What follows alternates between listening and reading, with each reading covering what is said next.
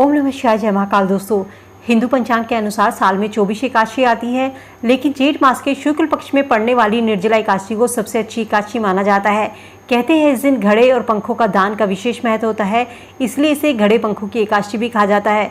पुराणों में कहा गया है यदि कोई मनुष्य इस दिन व्रत रखता है तो उसे सभी तीर्थों के दर्शन का पुण्य, साल की 24 एकादशी व्रत का पुण्य फल प्राप्त होता है।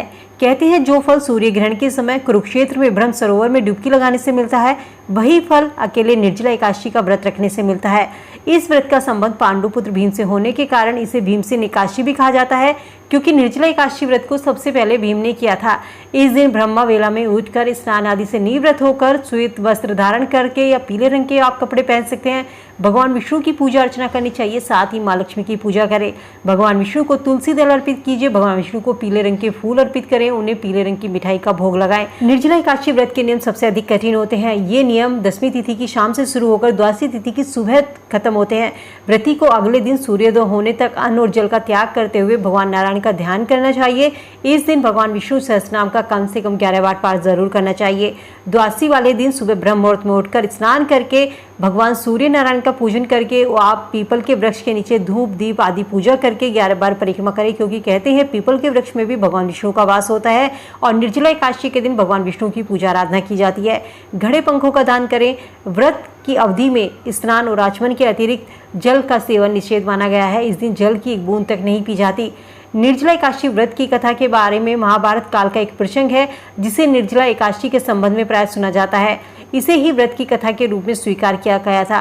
कहते हैं महाभारत काल में एक बार पांडुपुत्र भीम ने व्यास जी से कहा कि हे भगवान, मेरे बड़े भाई युधिष्ठिर, अर्जुन, नकुल, सहदेव, कुंती और द्रौपदी सभी एकादशी के दिन उपवास करते हैं और मुझसे भी एकादशी का व्रत करने को कहते हैं, लेकिन आपको पता है मुझे ये उपवास रखना है, लेकिन मैं भूख बर्दाश्त नहीं कर सकता और मैं एकादशी वाले दिन उपवास कैसे रखूं?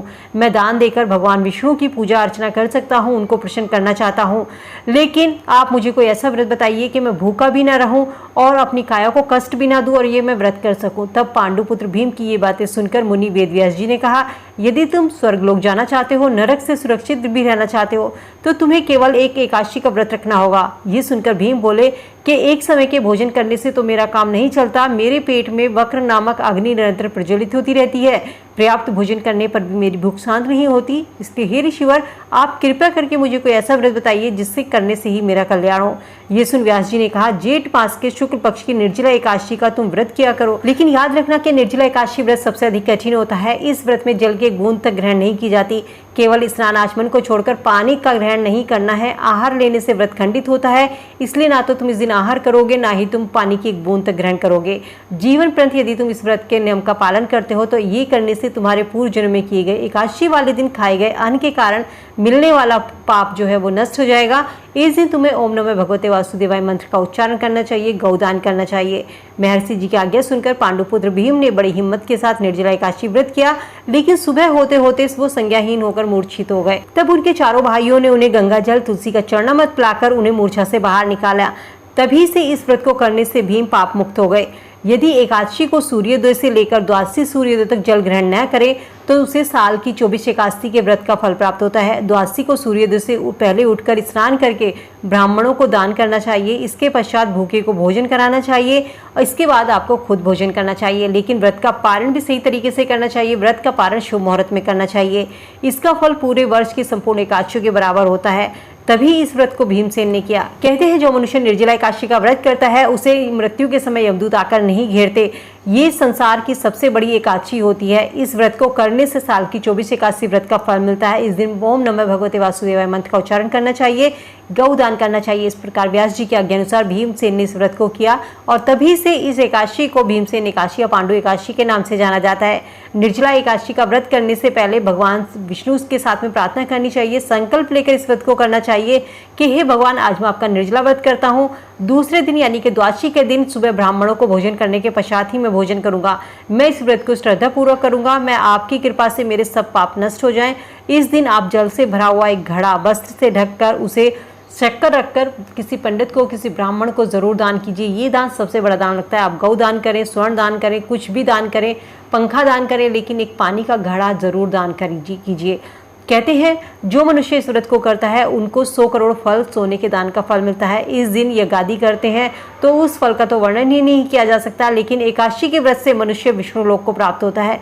जो मनुष्य इस दिन अन्न खाते हैं वे चंडाल के समान होते हैं, वे नरक में जाते हैं। जिसने निर्जला एकादशी का व्रत किया, चाहे वो हत्यारा हो, मदपान करता हो, चोरी करता हो, किसी के साथ द्वेष करता हो, लेकिन इस व्रत के प्रभाव से इंसान को स्वर्ग प्राप्त होता है। हे कुंती पुत्र, जो पुरुष या स्त्री श्रद्धा पूर्वक इस व्रत को करते हैं उन्हें अग्रलिखित काम जरूर करने चाहिए। प्रथम भगवान का पूजन, फिर गौदान, ब्राह्मणों को मिष्ठा दान, दक्षिणा जरूर देनी चाहिए, जल से भरे हुए कलश का दान जरूर करना चाहिए।